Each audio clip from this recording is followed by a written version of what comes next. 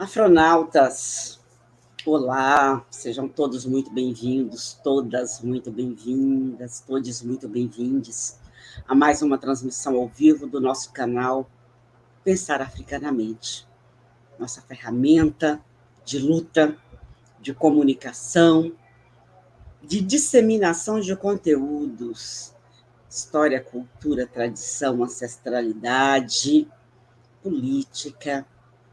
E hoje nós chegamos com um tema duro, mas muito necessário, né? Necropolítica e infância negra. Eu estava hoje me lembrando, enquanto me preparava, de uma piada que eu ouvi há uns 20 anos atrás, num acampamento que a gente estava fazendo no Rio Araguaia.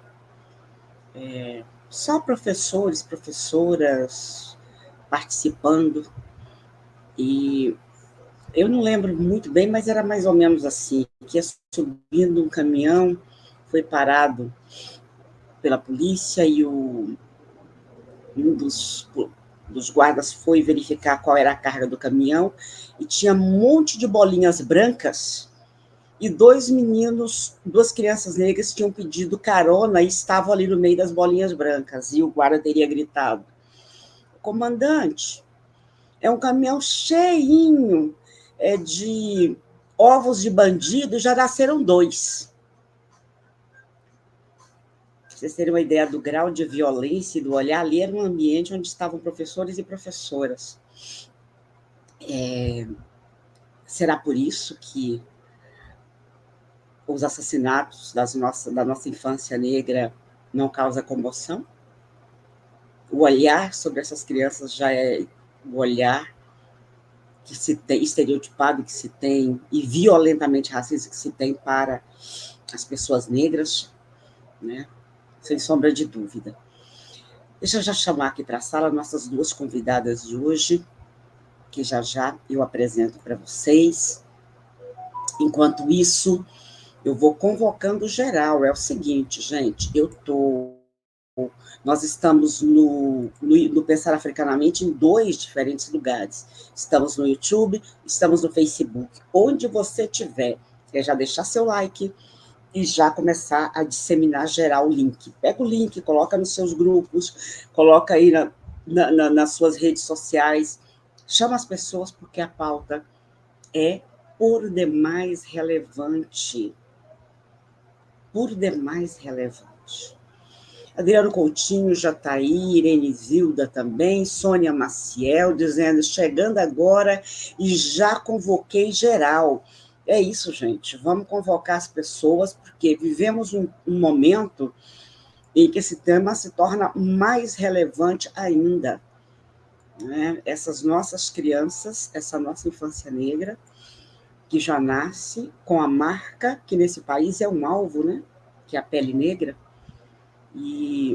Mas, enfim, vou lhes apresentar nossas 2 convidadas de hoje, essa apresentação resumidíssima, né, que são 2 pessoas com trajetória imensa.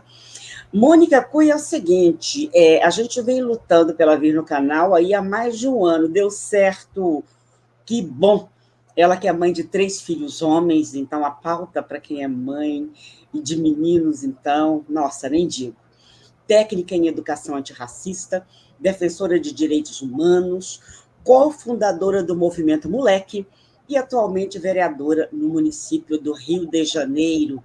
E olha que ela estava cheia de agendas hoje, se organizou para estar aqui conosco. Eu só posso agradecer imensamente.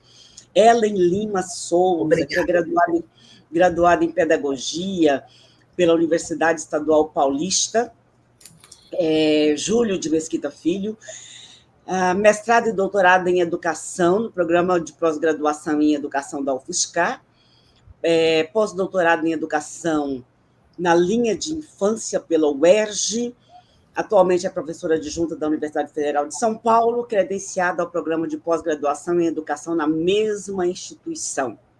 É integrante do Núcleo de Estudos da Infância na UERJ, pesquisadora no Sou Ciência, e coordenadora do grupo de pesquisa Laroie Culturas Infantis e Pedagogias Descolonizadoras. Eked de Oxum, Ilê Axé, Omó, Oxé e Balatã. Muito bem, gente. Olha só, enquanto eu apresentava vocês, o pessoal chegando, que maravilha, que coisa boa. Lourdes Brasil, dos Santos, de São Gonçalo, Rio de Janeiro, seja bem-vinda, Alan Christian, a Sônia Maciel, salve a nossa vereadora Mônica Cunha, Sandra Ribeiro. Quanto mais vocês compartilham, mais as pessoas lembram que está na hora de se chegar aqui no Pensar Africanamente. Então, contando com vocês para continuar compartilhando.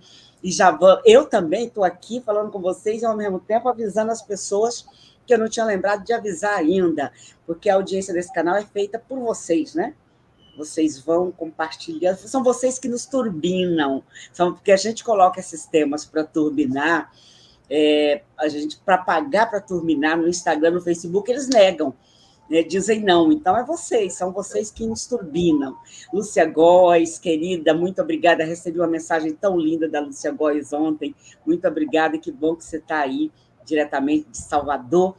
Por falar em Salvador, nós estávamos ainda agora numa reunião com a ministra Margarete Menezes, pautando o trato da cultura negra nessa reestruturação do Ministério.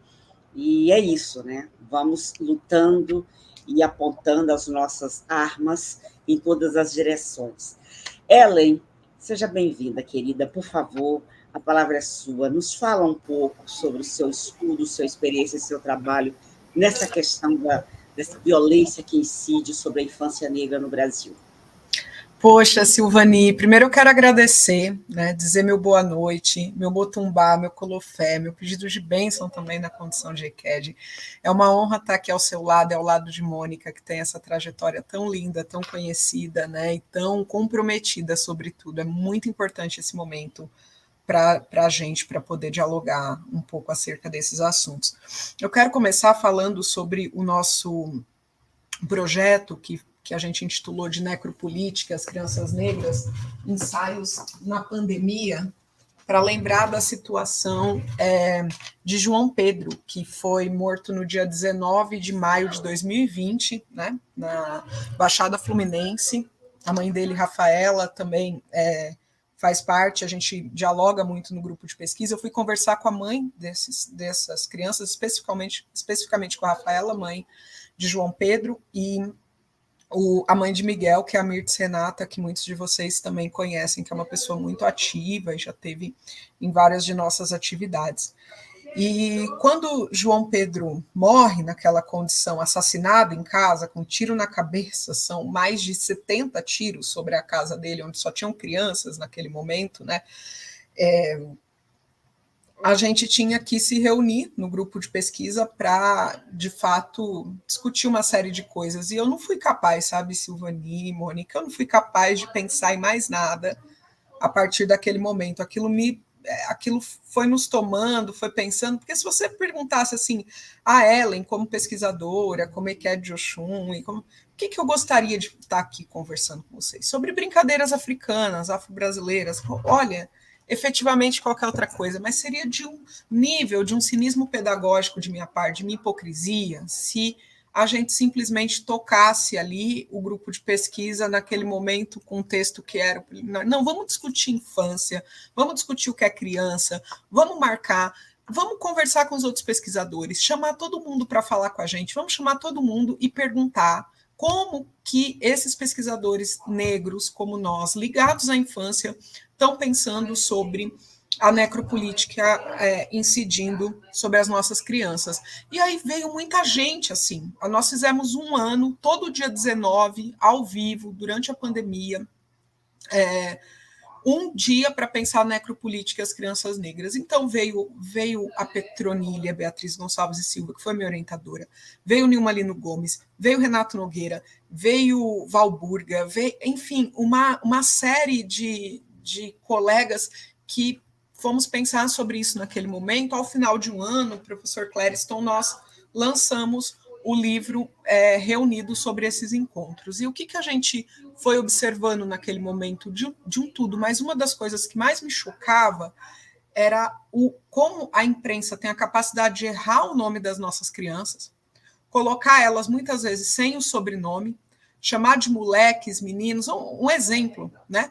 Os três, o Fernando Henrique, o Henrique e o Paulo, que foram os meninos de Belford Roxo, eles ficaram chamados os meninos de Belford Roxo, naquela situação em que morrem os três, né? Que eu acho que vocês se lembram bem, e foi, né, absolutamente terrível. Outra coisa, não há um acompanhamento sobre a morte das nossas crianças. Todo mundo aqui, se eu lembrar, antes da pandemia, lá em 2018, nós perdemos a Agatha Félix, que foi assassinada no colo da mãe, no transporte escolar, né? No transporte público, na van.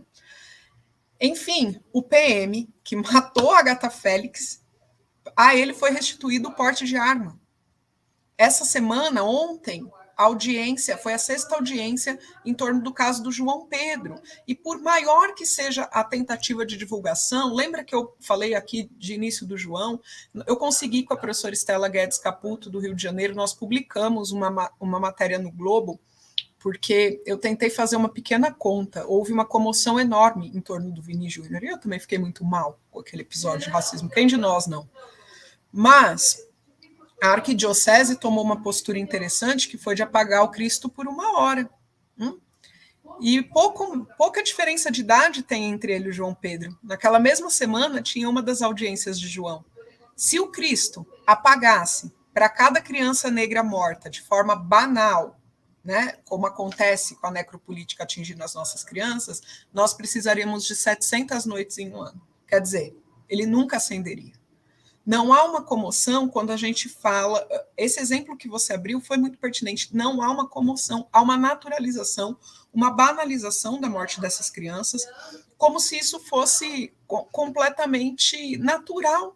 E não é. É absolutamente desumano.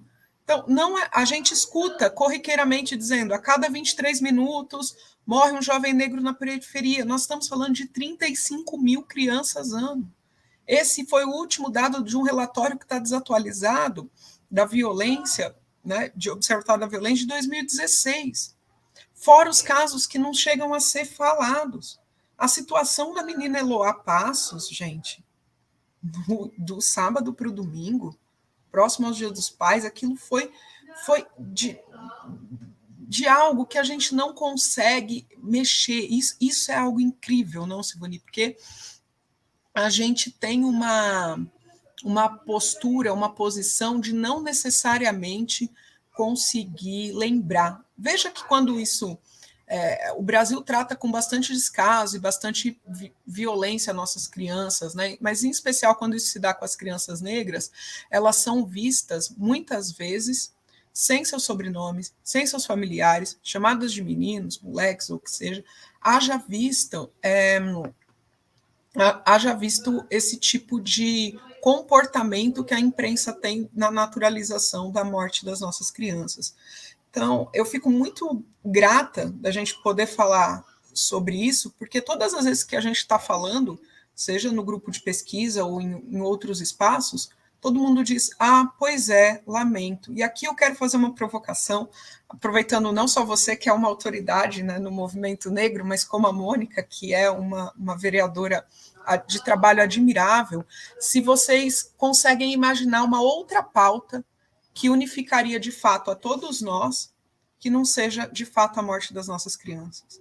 Porque uma coisa que eu perguntei, e o movimento de mulheres, não mulheres negras, mas o movimento de mulheres em geral ficou bastante ofendido comigo quando eu fiz essa pergunta, no caso da Mirtes, mãe do Miguel, porque nós desenvolvemos um conceito junto com ela, que nós denominamos no grupo de pesquisa, pensando filosoficamente, chamado de complexo de Miguel Otávio, que é a capacidade que a sociedade brasileira tem, enquanto complexo, de banalizar a morte das crianças negras. Tudo isso que eu falei anteriormente, né? Não dá a elas rosto, nome, sobrenome, identidade, morte digna, porque depois essas mães ainda têm que defender e explicar que seus filhos não eram bandido, que é o que eu acho que é o mais cruel assim que a gente pode fazer, principalmente para nós que somos povos da ancestralidade e da memória, né? Então, isso nos dói profundamente, que nós chamamos de complexo de Miguel Otávio, que é a banalização da morte dessas crianças, para pelo menos, ainda que seja conceitualmente, na universidade, aquele nome, Miguel Otávio, ficar reverberando. João Pedro Matos Pinto ficar reverberando. Sabe o que eu ouvi da mãe do João Pedro ao entrar na UERJ comigo, quando a gente foi apresentar esse livro que eu mostrei para vocês, o Necropolítica e as Crianças Negras? Ela falou, mesmo, né, ela é de uma outra religião, a Rafaela, ela é evangélica e eu sou candomblessista. Ela falou, olha, professora, de algum jeito meu filho chegou na UERJ, ainda que seja pelos livros e ainda que seja no dia de hoje. Meu sonho era que ele estudasse aqui. E não precisa, né? De verdade, a gente não queria que ele chegasse assim. Agora, efetivamente, quando a gente, por mais que os estudos pensem isso, e como eu dizia para vocês, eu fiz essa pergunta ao movimento de mulheres. Quem fez o que fez com o Miguel foi a Sari. Ela o abandonou. Nós não vamos discutir isso, que efetivamente é um crime de racismo filmado, do qual essa mulher ainda não foi punida. Ok, foi condenada, gente, eu sei, eu acompanho o caso, etc, etc. Mas ela não foi parar na cadeia, que é o que Mirtz precisa, nós precisamos, todos nós. E ainda, né? E, ok, porque a justiça é lenta e etc. Mas parece que quando se trata das crianças negras, ela é mais lenta ainda, porque todo mundo vai lembrar do caso da Isabela Nardoni. Não demorou todo esse tempo. Todo mundo vai lembrar de outros casos, né? Ali do doutor Jairinho, o que vai acontecer, Henri Borel, vai ser chamado sempre pelo nome e sobrenome, e a lei que enfim, né? A partir daquele crime horroroso, hediondo, foi estabelecida. Isso não acontece. A comoção da sociedade brasileira em torno da morte das crianças brancas é impressionante. E a gente sabe que a comoção social e a pressão social faz com que a justiça trabalhe mais rápido nesse país. E eu não consigo entender por que é que o movimento de mulheres, a esquerda brasileira, movimento LGBTQIAP+, sabe? Efetivamente, todo e qualquer movimento social não se unifica em torno dessa pauta, que ela não é exclusiva, e nem o próprio movimento negro, muitas vezes, nós nos dispersamos em outras pautas, e essa precisa ser a nossa prioridade zero. Do mesmo jeito que quando a gente fez a Marcha das Mulheres, a gente tinha uma prioridade zero, que já era muito parecida com essa, o genocídio da juventude negra, agora nós estamos vivendo o genocídio das crianças negras. Então, Silvani, muito obrigada por esse espaço, por ceder os seus seguidores em torno disso, a sua história, e Mônica também, por poder se dispor a falar sobre isso. Porque muitas vezes, uma dificuldade que eu encontro enquanto pesquisadora é conversar com as pessoas, convidá-las para falar sobre isso, e ninguém quer. Quando eu recebi o seu aqui em casa para todo mundo, eu falei, eu estou muito feliz porque a Silvani está disposta a falar sobre isso, e agora eu sei que muito mais gente vai falar, apesar da dor que eu estou pela situação da Eloá. Obrigada, querida. Nossa, eu que agradeço imensamente a sua disposição. Eu estava pensando quem que eu convido, aí eu vi seu nome, te procurei no Instagram, você me respondeu na mesma hora, fiquei super feliz. É bom que a gente lembre sempre, você trouxe isso, que todas as pautas que têm a ver com a promoção da equidade, com o combate à opressão, com o combate à violência, nós trazemos e carregamos. E quando as pautas têm a ver com as lutas da população negra, inclusive pela vida, acabam sendo pautas somente nossas, ou seja, a sociedade brasileira não encampa efetivamente.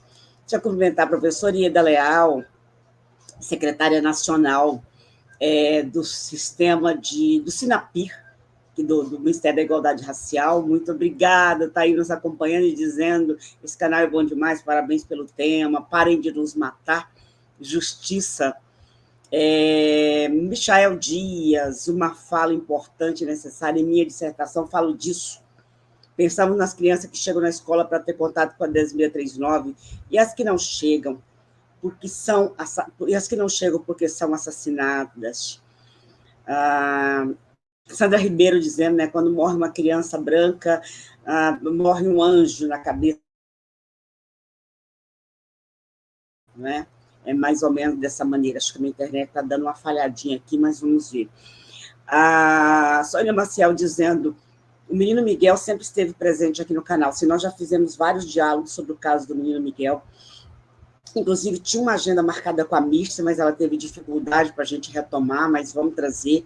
Mas o caso do menino Miguel, a gente traz simbolicamente para simbolizar todas essas crianças que têm a vida ceifada e que, como a Ellen disse, né, as mães, além de enterrar os filhos, ainda têm que defender a integridade moral dessas crianças, desses jovens, desse adolescente, né? Além de ainda tem que provar que eram crianças e que não eram criminosas, embora é uma questão que eu acho extremamente complicada na imprensa, quando fala da morte de alguém, fala e não tinha passagem pela polícia, ou seja, se tiver passagem pela polícia, pode matar? Não, não pode. Né? A vida tem que ser sempre perene e sagrada, mas as mães ainda passam por isso. A Sônia Maciel, Sari Coxa Real continua livre, enquanto Mirce Renato chora a falta de seu filho desde 2 de junho de 2020. Sandra Ribeiro, quando se queima nele, automaticamente se elimina gerações. É isso, né? É o nosso futuro. Faz parte.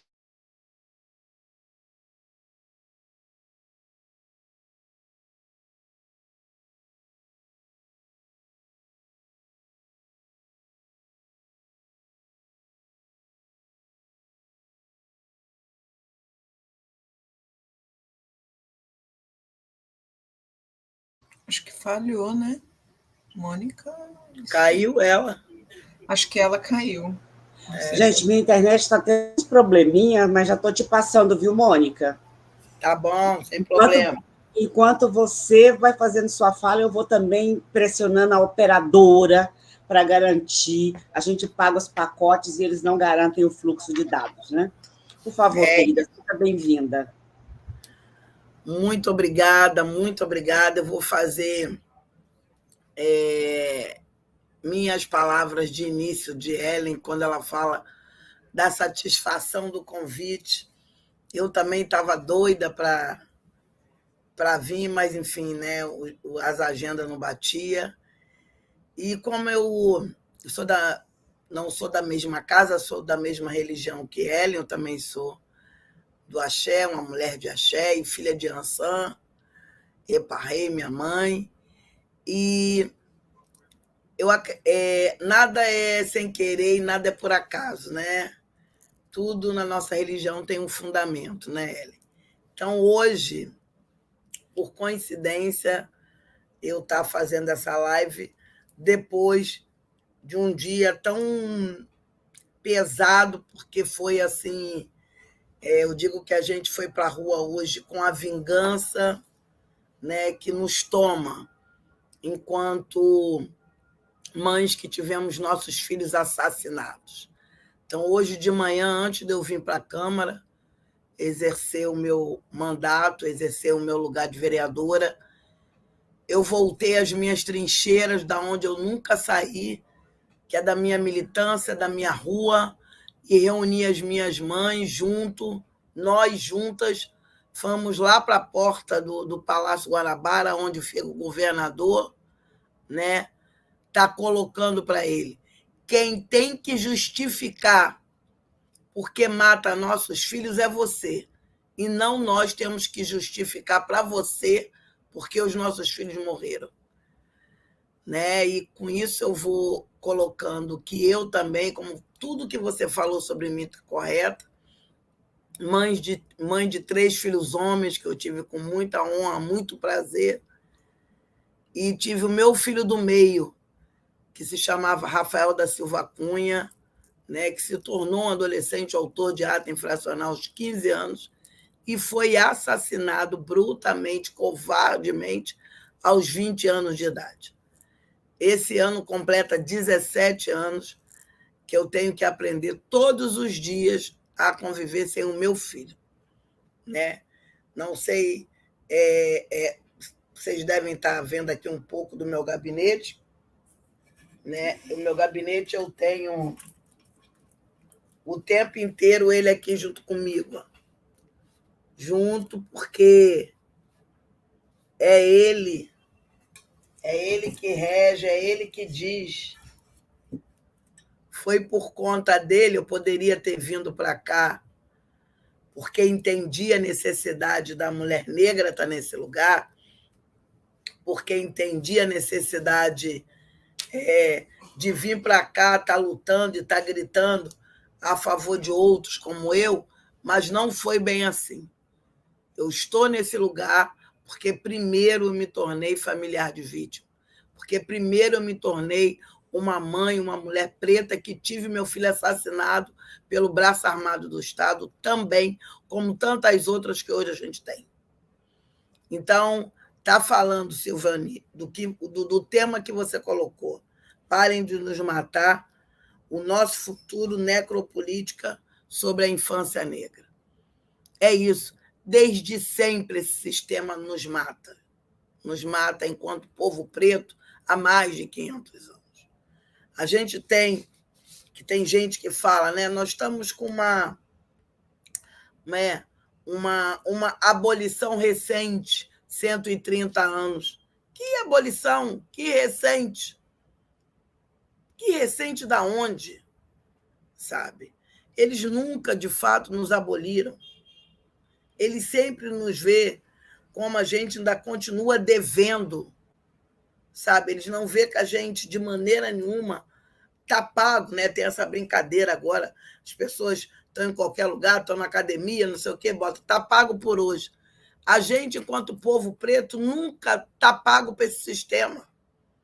Eles falam que a gente está sempre no devedor, está sempre no vermelho ou em qualquer outra cor que possa ter, porque está sempre devendo algo a eles. Então, eles querem sempre um trabalho subalternizado sobre nós, né? Quando você apresenta a Ellen com todos esses títulos, que tem mesmo que falar, tem mesmo que propagar, tem mesmo que levantar, como é que eu falo? Cartaz e falar.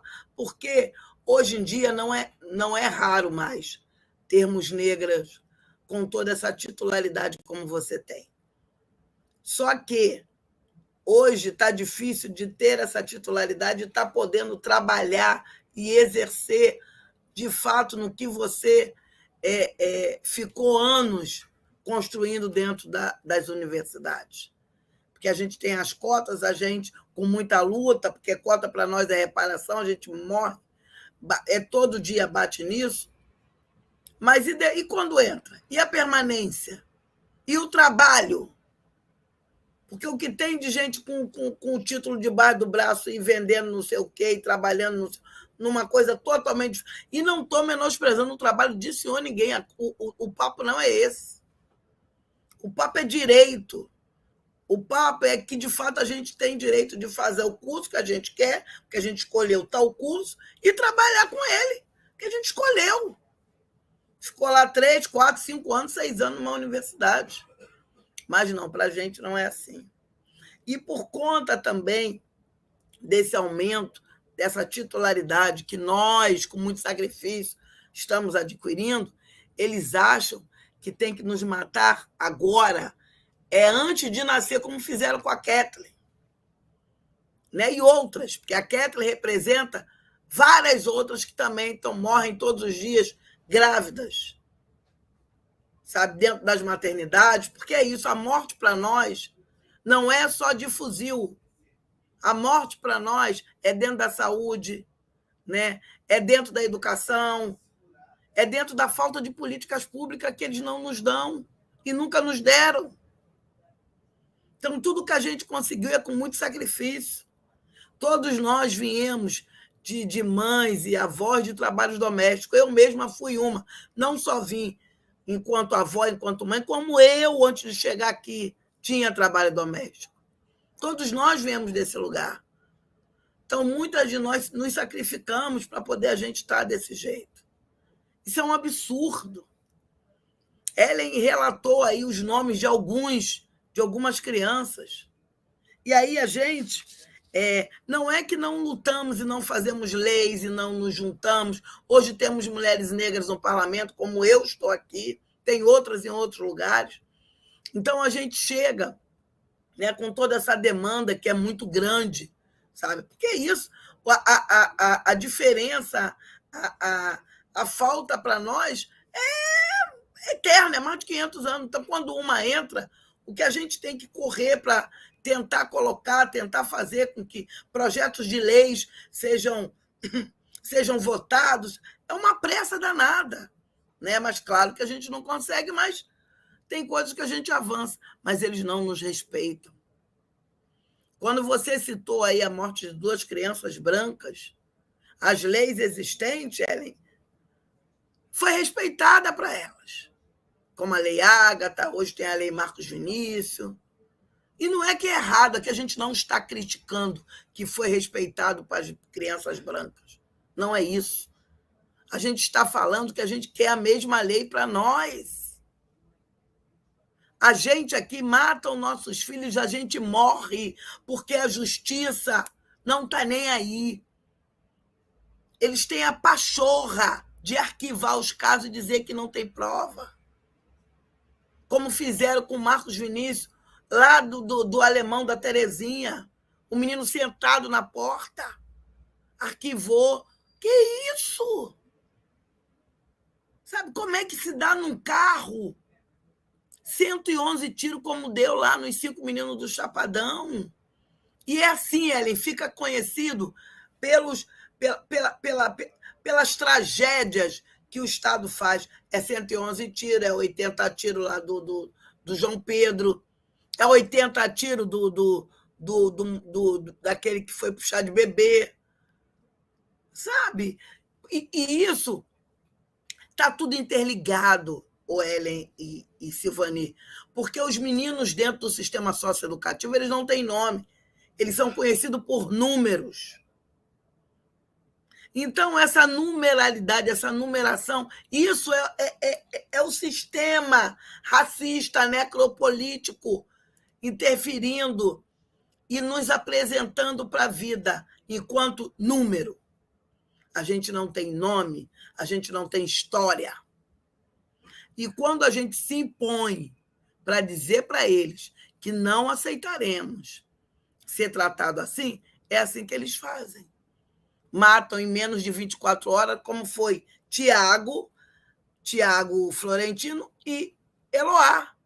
E antes disso, ainda teve o Guilherme, que também foi um caso muito parecido com 111 tiros, lá nos 5 jovens. Quase iam matando 5 jovens novamente. Mataram um, deixaram 2 feridos. Sabe, o rapaz que estava dirigindo falou. Sabe, o policial entrou na frente do carro na via e atirou. Então, fazer uma coisa dessa é propriedade, porque ele está com poder, com credibilidade de fazer. Então, eles não estão despreparados. Para com essa conversa de despreparado, de bala perdida. Isso é uma falácia. Eles estão altamente preparados para nos matar. E sempre foi assim. E está pior porque a gente está avançando e toda hora dizendo não. E esse dizer não para eles é um motivo que eles veem com muito ódio para tirar as nossas vidas. Então, o que a gente está combatendo é o racismo, que é estrutural, é institucional, desde sempre sobre as nossas vidas, nas nossas instituições, porque eu tenho certeza que Ellen, com toda essa titularidade dela, mas dentro da institucionalidade dela, ela também deve sofrer várias coisas, como eu, dentro dessa institucionalidade aqui. Porque a gente incomoda. Porque eu, todos os dias aqui, quando eu vou para o plenário para fazer minha fala para outros vereadores, eu incomodo. Só que agora tem isso. Essa casa nunca se falou de racismo. E eu sou a vereadora que coloco isso e pontuo isso todo dia e toda hora. Somos 51 vereadores. Eu racializo a todo momento tudo que qualquer um fala. Então, hoje, quando eles pegam o microfone para falar, Ellen e Silvani, eles falam assim: Mônica, vou lá falar de um assunto que eu sei que é propriedade sua, entendeu? Então, eu vou falar, mas você vê aí que eu vou estar falando alguma coisa de errado. Eu gosto muito. É isso mesmo, tem que me respeitar. Eu vim para essa casa, tomei posse agora no dia 2 de fevereiro de 2023. Em abril, lançamos a Comissão Especial de Combate ao Racismo. Uma comissão de combate ao racismo que nunca teve dentro dessa casa legislativa e de nenhuma outra no Brasil. É para ficar feliz? Não, é para ser vergonhoso. Porque olha o tamanho do racismo sobre as nossas vidas, desde sempre. E eu não sou a única preta que tomei posse aqui dentro. Claro que não. Já teve Benedita, Jurema Batista, a nossa futura e saudosa Marielle Franco. Claro que eu não sou a primeira e nem queria ser, e nem quero ser. Só que, óbvio, com 51 vereadores, você só ter, no momento, 2 mulheres pretas e um homem preto do mesmo partido, porque eu e Thaís Ferreira somos do mesmo partido, o PSOL, e o Edson Santos, do PT. Pô, se a gente é 57%, quase 60% de maioria desse país, é brincadeira. Então, não somos 10%, 20%, em casa legislativa nenhuma. Nas universidades hoje, a gente aumentou, é verdade. Mas, mesmo assim, para dar aulas, para dizer que tem diversos professores, ainda não está assim. Então, é sobre isso. É sobre, de fato, toda hora estar fazendo essa ginástica do pescocinho, a todo momento. A gente tem que deixar de ser pele-alvo. Tem que deixar de ser alvo, que é o que a gente é a todo momento. A todo momento a gente tem aquela luzinha vermelha apontada na nossa cabeça, no nosso peito, porque é onde eles atiram, pelas costas, a todo momento. Isso tem que acabar.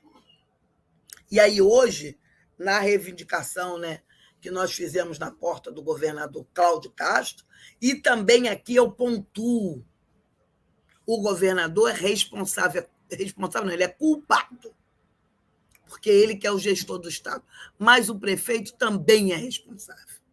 Porque como é que o prefeito não cobra do governador essas mortes que impede essas crianças ter aula, essas famílias irem para médico marcado? Quer dizer, o fluxo da cidade para por conta de operação e por conta de morte. Isso não importa para ele não tem que perguntar.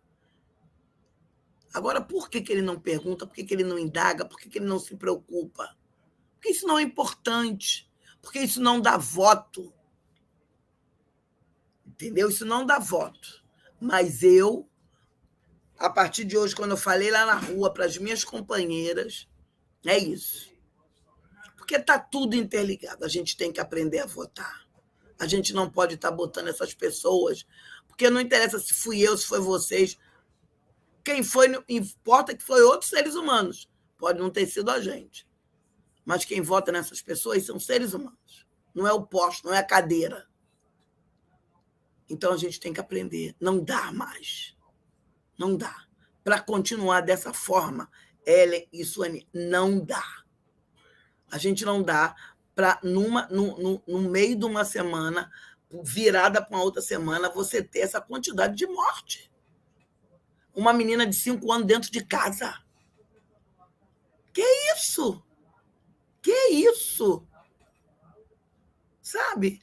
Ter todas essas crianças, toda essa juventude, porque o que a gente tem e eu digo por experiência própria do meu filho, esses rapazes deixaram, a maioria deles, tudo é pai. Essas crianças todas órfãs. Cresce tudo sem pai. Porque quando se tira um filho de uma mãe, tira a mãe de outros filhos também. Porque essa mulher adoece. Essa mulher empobrece. Adquire doença, a saúde mental fica prejudicada.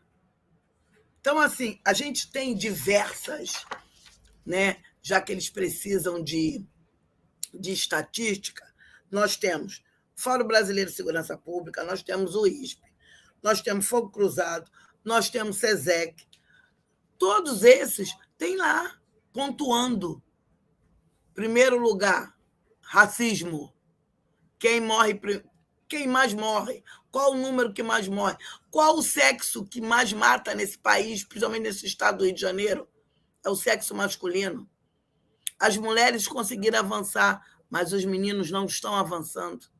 Eles ainda estão todos encarcerados e mortos.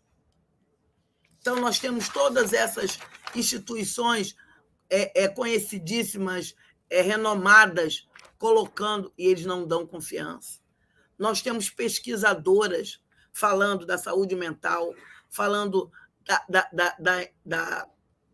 dessa situação da perca das mães no direito, na medicina, mas ninguém nos ouve. Ninguém quer saber. Sabe por quê? Porque isso aqui é tudo pesquisa, é tudo assunto de preto. Isso não tem importância. A gente não é prioridade. No mundo não somos prioridade. E essa é a nossa luta. É fazer com que nós nos tornamos prioridade. Porque quem construiu esse país e quem continua construindo somos nós. Então, a gente tem que entrar na prioridade de políticas públicas desse país. Tem que entrar. Já que eles não nos dão, né, porque tem que dar, então a gente vai pegar na marra. Não dá para acontecer o que está acontecendo. Sabe? Eu, cada vez que olho uma mulher preta que perdeu um filho, a minha ferida abre, a minha dor aumenta, o meu adoecimento de alguma forma piora. Então não dá, a gente não dá mais. É isso. A cidade tinha que parar. A última semana passada, terça-feira, quando eu fui falar no microfone, eu falei: por que essa cidade não para? Por que esse estado não para? Esse país não para. Ninguém se comove. É uma naturalidade ímpar. Tá nem aí. Nego ainda fala assim: de novo outro. Porque não é preocupante. Então, pegando para o final, eu vou dizer a vocês, é óbvio que eu sozinha não tenho nem a pretensão e nem vou, né, cuidar de tudo, mudar tudo. Mas eu me coloquei nesse lugar por saber, por entender que essa dor é muito profunda. Conviver, ter que viver, ter que resistir com uma dor de uma perca de um filho, eu digo para vocês que não é fácil. Não é fácil. Então, eu resolvi fazer, de fato, da minha dor, a minha luta. Fazer do meu luto a luta. Então, quando eu estou aqui, botando minha voz, indo para a porta do governador, me manifestando com outras mães, é por entender que a gente não pode mais admitir que mais nenhuma mulher, seja ela de 30 anos, como é a mãe do Tiago, seja ela de 50, de 60, que é quase a minha idade, 60, tenham que viver com essa dor. A gente tem direito de parir, de criar. A gente tem direito de construir família e pensar e planejar, pensar no futuro, pensar quando a gente vai ser avó, quando a gente vai ser... Tem direito. Isso não é direito só para a população branca. Não é. E terminando mesmo, vou colocar Ellen e Silvani. Eu agora vivo falando. Se os brancos não saírem de verdade desse lugar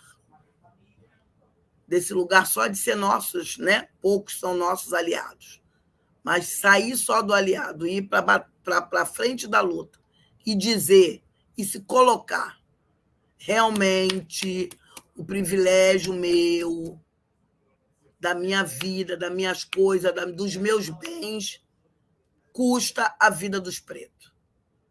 Tem que falar. A gente vai só avançar, só que não avançar, alcançar de fato o que a gente almeja. Então, esse povo tem que se colocar na linha de frente. Então, é isso que eu espero daqui para frente.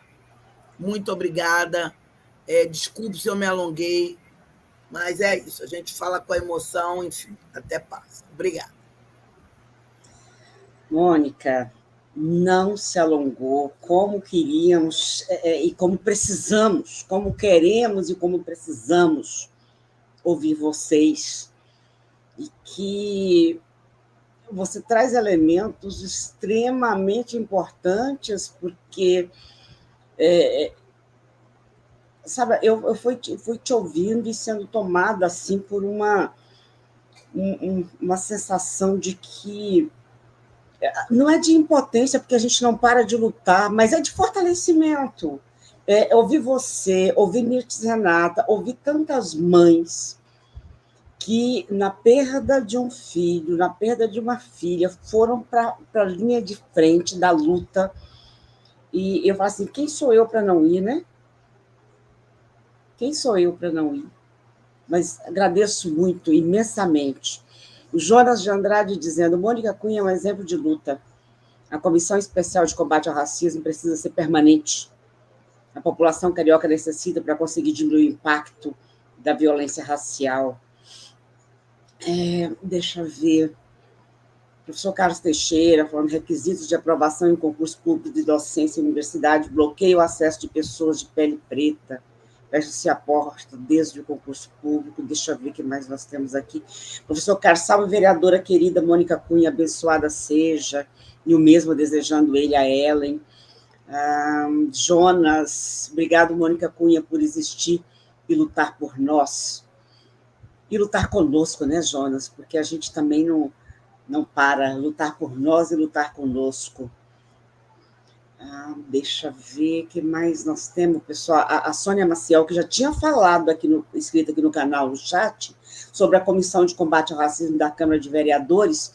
Se não me engano, na terça que nós dialogamos aqui, aquela pesquisa Saúde na Linha de Tiro, e ela comentou sobre a comissão, e dizendo que tem que ser estabelecido como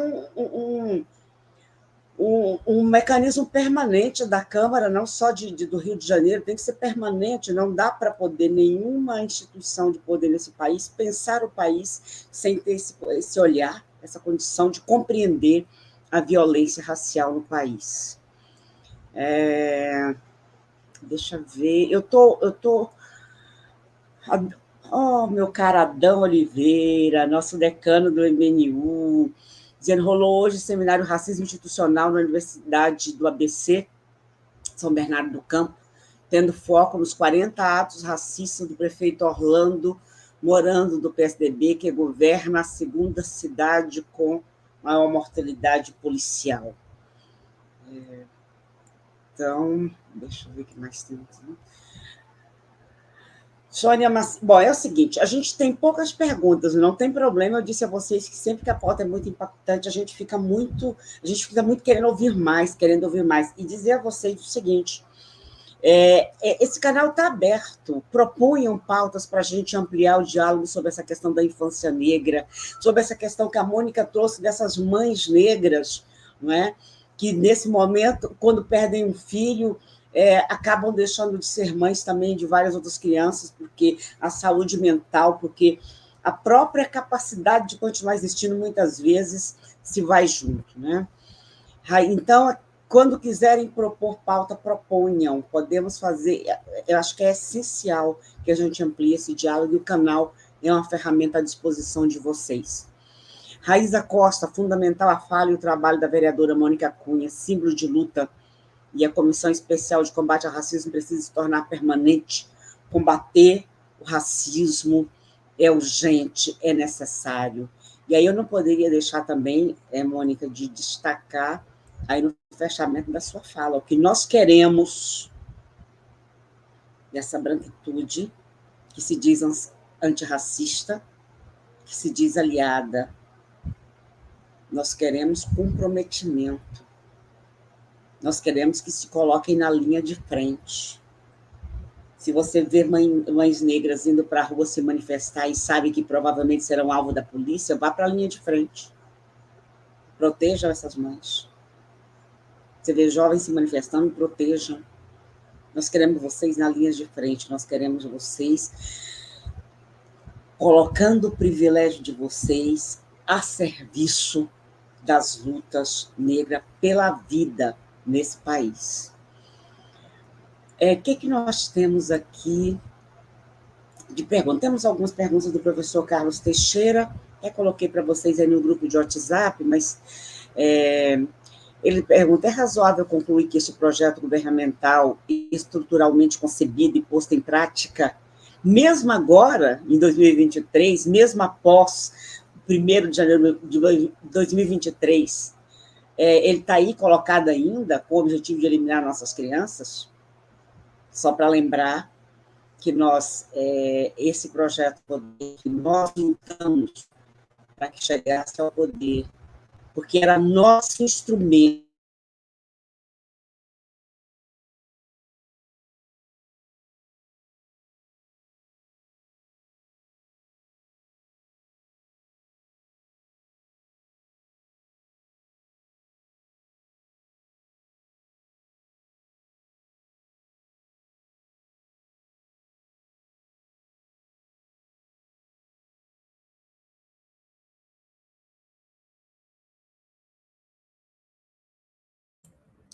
Caiu ela, né, Ellen, de novo, né? Parece que sim. Acho que a gente permanece, mas a Silvani agora voltou. A minha internet hoje está daquele jeito. Eu queria só dizer a vocês duas o seguinte: se a minha internet me derrubar, vocês assumam o microfone, que ele é de vocês, entendeu? Então, eu dizia aqui ao professor Carlos, né, quando ele perguntou para nós se mesmo agora, a partir de 1º de janeiro de 2023, que nós, qual é a grande questão que nós estamos colocando nesse momento, né? O estado da Bahia, governado há décadas pelo mesmo projeto de poder que nós levamos ao poder a nível federal agora, porque tínhamos um governo fascista para derrubar, é o estado hoje que tem a polícia considerada a mais violenta e com maior letalidade em relação à população negra. Deixa eu ver, aí ele pergunta: como chegar e explicar didaticamente a ouvidos, mentes e corações de mães pretas, pais pretos, que há um perverso plano generalizado do Estado para exterminar o nosso povo? E ele ainda diz: há alguma racionalidade e possibilidade real de que a afro-assassina violência policial seja reduzida se pessoas pretas ocuparem instituições, se passarem em concursos para polícias militares Brasil afora? Isso é uma possibilidade? Deixa eu ver. Sônia Maciel: a primeira audiência pública da Comissão de Combate ao Racismo colocou em pauta a saúde mental da população negra. Já houve retorno por parte do Executivo, Mônica?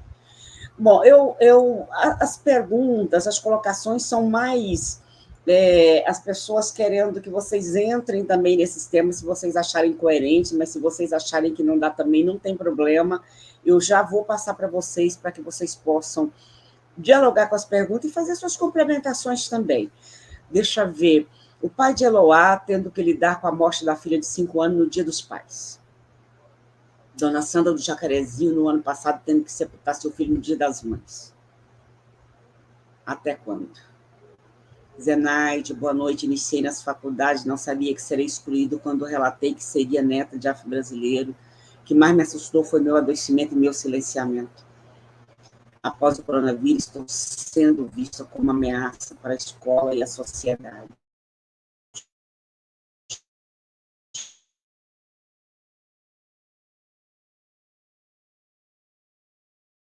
Acho que a Silvani travou novamente, né, Mônica?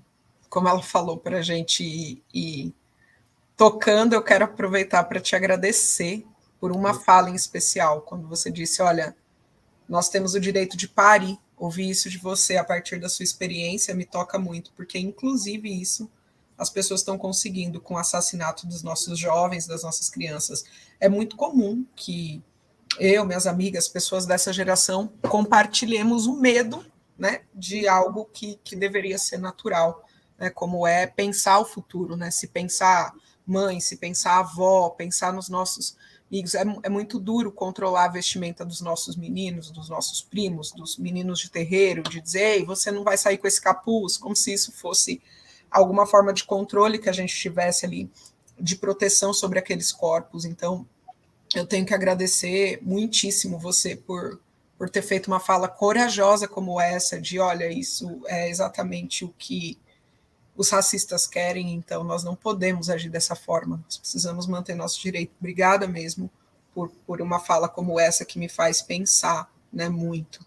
E a gente também pensei que agora a Silvani voltou. Você falou para a gente... Pode tocar, assuma o microfone. Tocando, a gente está fazendo isso. Olá. Aí vou fazer uma outra observação, que quando falou, olha, o que falta para essa cidade parar, né, na fala da Mônica, da Silvani, das pessoas, do país parar, como eu me lembro que nós paramos pelo George Floyd, mas nós não paramos pelas nossas crianças. Né? Isso é algo que a gente precisa admitir, não há racismo sem adultocentrismo, porque mesmo assim, mesmo entre esse meio das pessoas que vão pensar sobre isso, quando pergunta, olha, mas e agora, desde o dia... O professor perguntou aqui também, desde o dia 1º de 2023, o que mudou? Isso está acontecendo antes.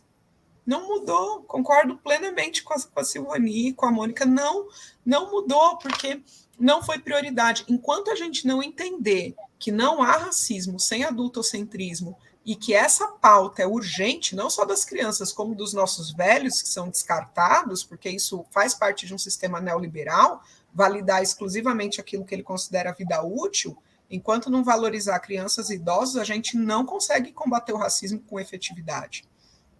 Porque as nossas crianças não são vistas como gente, as nossas crianças não são vistas como crianças. Quando eu fiz a primeira pesquisa sobre a percepção de crianças negras por professoras de educação infantil e mapeei lá no mestrado, a primeira coisa que uma professora pensava ao receber um aluno negro em sala de aula, necessariamente, era que ele era vítima de racismo. Teve um caso que a criança tinha miopia, então ela ficava muito tempo de vista baixa, assim, né, para poder mexer, criança de 4 para 5 anos, nos jogos e tudo mais, no quebra-cabeça, e a professora, rapidamente, como era uma instituição em uma universidade, era um colégio de aplicação, diagnosticou, poxa, a única criança negra, ela tem baixa autoestima, né? Porque necessariamente faz parte de ser negro. Ela tinha 5 graus de miopia. Demoraram 6 meses para entender isso numa criança que tinha menos de 6 anos. Então, inclusive desse ponto de vista, como a racialização antecede o direito da infância.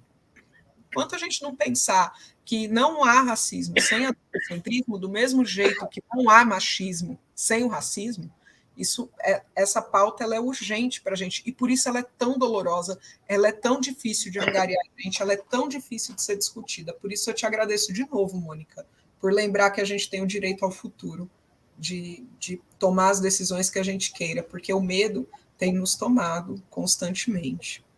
É isso. Sim, eu fico pensando, né, o medo de uma mãe quando o filho sai, o medo de uma mãe de que o filho use um boné, o medo de uma mãe de que o filho use uma bermuda, uma camiseta, e essa negação absoluta da infância, né? O Adão está dizendo o seguinte, necropolítica e infância negra é uma dolorosa contradição em si mesmo. Aí ele cita de Guilherme de Almeida, infância, comer amora com gosto de sol, a vida é agora. E ele dizendo como dar vida às crianças negras, como garantir não só a vida física, a vida simbólica, o direito à infância, né? Como fazer isso? E a Lúcia Góes perguntando, será que um observatório estadual e nacional da infância negra poderia ser uma ferramenta útil nesse processo de luta? Estou te passando, Mônica. Ellen, eu que fico muito feliz e muito grata por você ter esse carinho e ter entendido e ter se colocado brilhantemente, não só na sua primeira fala, mas como agora. Porque, assim, isso está muito nítido, né, para nós, quando esse avanço de nós mulheres negras na titularidade, né, nessa preocupação de ter uma formação, de ter um título, um diploma e tal. Mas isso também, e é isso também, eu não estou aqui, sou feminista e gosto muito de ser, não estou aqui fazendo coro e nem tentando movimentar nada que a mulher tem que parir. Não é nada disso. E é real que a gente, mulher, tem que fazer o que quiser, na hora que a gente quiser, quando a gente quiser e do jeito que a gente quiser. Só que o ter o filho, a gente também tem direito. E a gente não pode, como eu estou vendo, a sua geração se metendo nessa titularidade desenfreada. Nada de dizer que está errada, mas é isso. É doutorado, é pós, é não sei o quê, é não sei o quê, não sei o quê. E aí, assim, parece, Ellen, que é de fato para que deixar o tempo passar, você está me entendendo? Porque aí depois vai olhar e vai falar, não, agora não tem como eu ter mais filhos, eu já tenho 40, tenho 50, tenho... Sabe? E aí passou. Então, é sobre isso, é sobre, sabe, nos proibir, nos tirar o querer, o desejo de ser mãe. Isso é absurdo do absurdo. Entendeu? Não é porque você, não, eu quero determinado tempo, buscar a minha titularidade, porque depois eu quero ter um filho, quero construir uma família, seja lá da forma que for, mas não. Porque quanto mais vocês estudam, quanto mais vocês se envolvem, abre o leque da intelectualidade, do entender, do ver, aí junta com a intelectualidade maior, que é a nossa ancestralidade, vocês dizem, não quero, não quero, não quero. Eu estou percebendo isso nitidamente, sabe? E aí é muito triste, porque aí vai num texto que eu escrevi, né, e também tem uma parceira que acabou de defender um mestrado, falando sobre a maternidade negada. Porque é sobre isso. A gente tem a nossa maternidade negada, proibida, porque isso é o racismo. Enquanto mulher branca está escolhendo, eu quero parir 1, quero parir 2. Quero parir, não tenho nenhum problema. Porque ela não vai se incomodar se o menino vai andar de moné, se ele vai andar de short. E detalhe, mesmo para a sua geração, que tem hoje isso, essa titularidade, e aí pode, não está sendo comum, mas pode arrumar um trabalho, ganhando um salário legal, no que você escolheu fazer como curso, mas morar até num lugar legal, mas seu filho vai continuar sendo menino e preto, independente. Quando a polícia pegar, não adianta você vir lá com seus papéis, olha aqui, ó, eu sou doutora tal, pós-doutora não sei da onde. Problema. Eu não esqueço uma fala de Thaís Araújo há muitos anos. Eu nunca esqueço do que ela falou. Que os filhos dela ia ter uns certos privilégios, dela e do Lázaro Ramos, por conta da situação, né, de vida deles, mas eles nunca iam deixar de ser preto. E é isso. Não vão mesmo. Porque, quanto tão pequena, ela pode ter aquele controle de levar para ali, para cá, mas daqui a pouco eles vão querer sair, porque vão estar adolescentes, é isso, é normal. E como é que faz com um adolescente? O menino saiu do baile de manhã, levou um tiro e morreu, porque estava no carro com mais não sei quantos colegas pretos. É sobre isso. Porque o baile funk no morro, mas o baile funk no morro, quem disse que só quem mora na favela que vai? Pelo contrário, ele lota dos playboyzinhos da Lagoa, de Ipanema e do Leblon, que eles entram e saem de manhã e vão embora, sem nenhum problema. Então, é sobre isso. É o que eles nos negam, é o que eles nos proíbem de ser, de querer e de fazer. Então, o racismo, ele destrói de todas as formas. Ele nos destrói. Então, enquanto a gente, aí eu volto a falar, pode dizer que eu estou sendo repetitiva, porque é isso. Enquanto o branco não pegar essa bandeira e não se colocar, vai ficar difícil. E uma pergunta, Silvani, que falaram que realmente a Comissão de Combate ao Racismo, a gente desenvolveu para trabalhar nela 3 eixos: educação, saúde, cultura e patrimônio patrimonial. E a gente, nas primeiras fases, que primeiro foi com a saúde, a gente fez algumas escutas, né? Ouvindo, e escuta mesmo, porque eu aprendi a desenvolver isso muito com as mães, num projeto que eu tenho dentro do movimento que eu ajudei a criar com outras mães, que é o Movimento Moleque, que é o Café das Fortes, que é isso. Então, quando eu vim para dentro, quando eu digo, né, eu trouxe para cá, para dentro, a luta que eu já fazia ali fora. Só que aqui você tem que estruturá-la e organizar de uma outra, né, com uma outra institucionalidade, porque eu estou dentro de uma instituição. Então, a gente fez o Café das Fortes, a gente fez a comissão, e aí a gente faz umas escutas.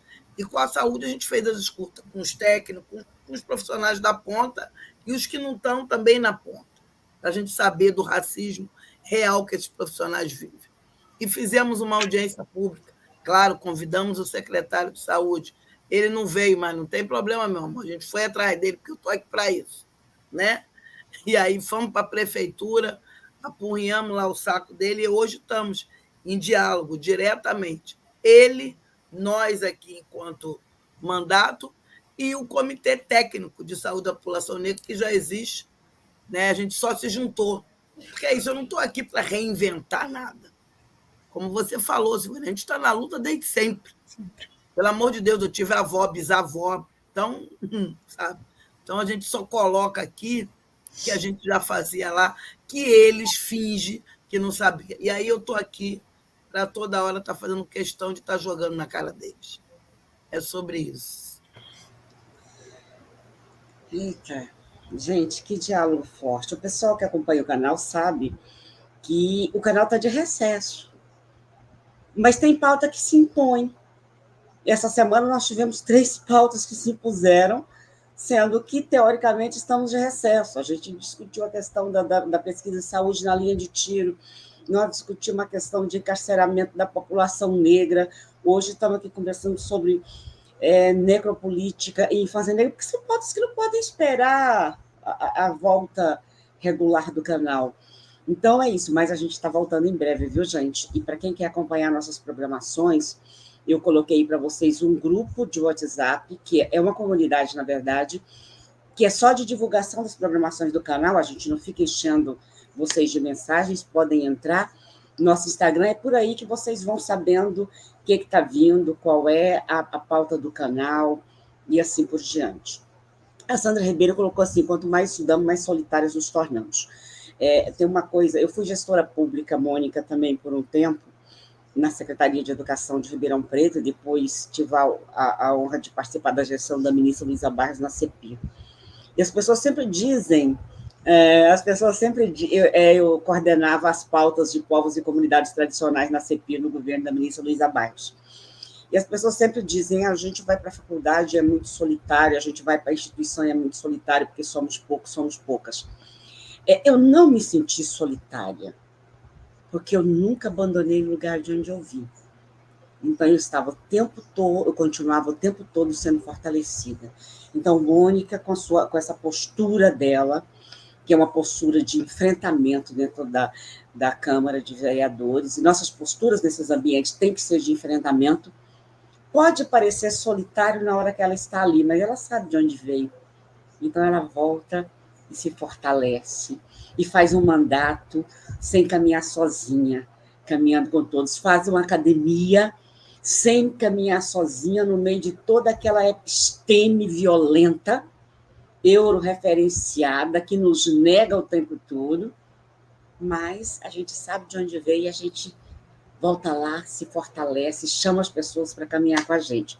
É assim, viu, Sandra, para a gente poder conseguir aguentar esses espaços que foram construídos para a branquitude, e nós, como atrevidas que somos, como bicudas que somos, como diz o pessoal na Bahia, entramos nesses espaços, mas entramos plenas, completas com a nossa ancestralidade, com as nossas tradições e com as pessoas que estão em luta conosco. Eu vou passar para vocês fazerem a fala de encerramento, que não é fala final, aqui nunca é, porque eu espero que vocês voltem e voltem sempre. Por favor, Ellen. Poxa, muito a do pé, né, como a gente diz também na religião, por essa oportunidade, por esse encontro que a gente fala de um tema tão duro, mas que eu saio com a sensação de fortalecimento, de cura e de que eu não estou sozinha e de que nós estamos de fato olhando para isso, né?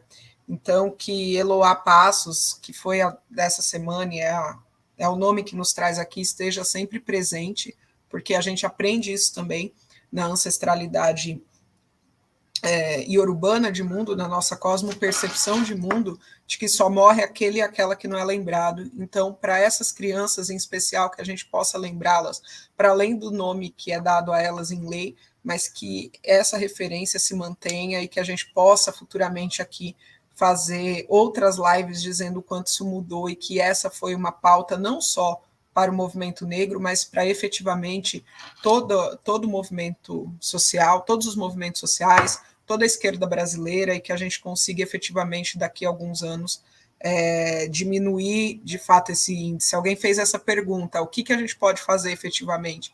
Nesse sentido, eu ainda acho que o que a gente pode fazer é continuar acreditando, do mesmo jeito que Mônica veio aqui falar, olha, esse é o nosso direito, Silvani falar assim, olha, nós não vamos parar, mesmo que seja nas férias, eu vou lembrar, porque isso mexeu comigo, isso está nos mobilizando, e nós vamos fazer, essa atitude nós vamos tomar, eu acredito que na resposta das crianças a gente fica.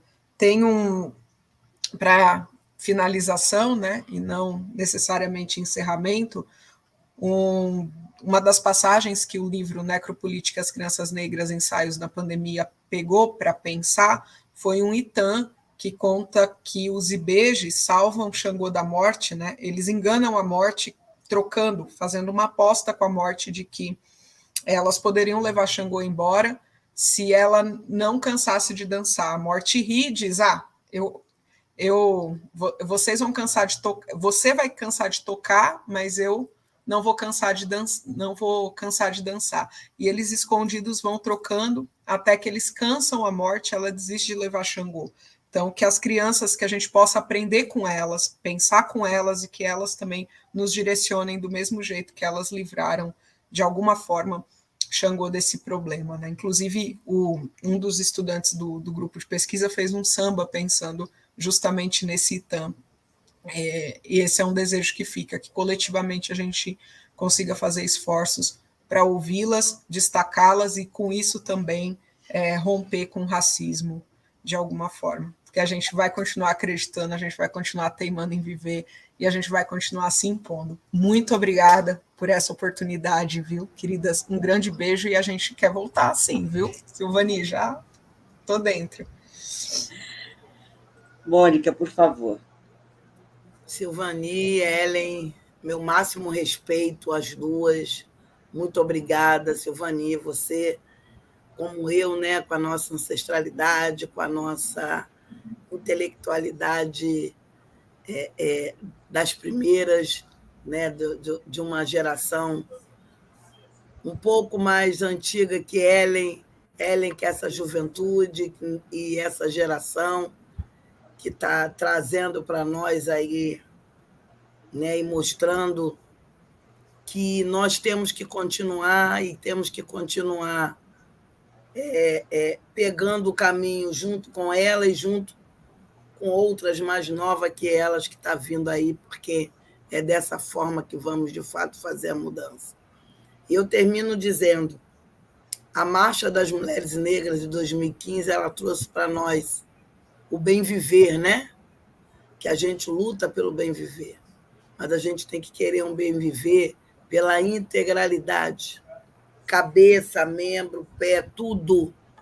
Então, o bem viver quer dizer sorrir, quer dizer estar bonita da forma que você escolha, estar se relacionando da forma que você quiser, estar com dinheiro, estar comprando o que quiser. Esse é um bem viver. Um bem viver para a gente poder continuar buscando a nossa memória, verdade, justiça e reparação para todos nós, povo preto, e principalmente para os familiares de vítimas. Muito obrigada, parei, e até a próxima. Pode me chamar, hein? Que eu sou um pouquinho demorada, mas eu venho, pode deixar. Tá? E até qualquer dia presencialmente. Não é que você é demorada, minha irmã, é que as lutas são muitas para nós, né? Eu fico imaginando um gabinete de uma pessoa negra recebe todas as demandas do povo negro do Rio de Janeiro, quiçá do Brasil inteiro. É verdade. Não é? Não tem nem o direito de dizer, meu gabinete vai focar nisso. Não tem.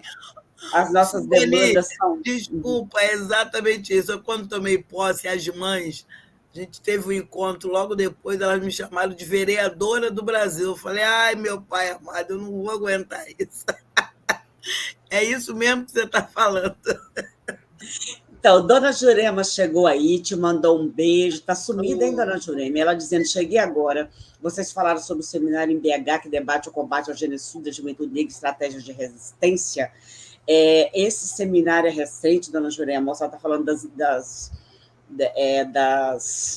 movimentações e mobilizações que o movimento negro fez quando a gente começou a dialogar genocídio da juventude negra. Não chegamos a falar sobre esse seminário. Círios Oliveira, gente, que não me deixa nunca, chegou atrasada, é Rio de Janeiro também, viu, Mônica? Dona Jurema é Rio de Janeiro.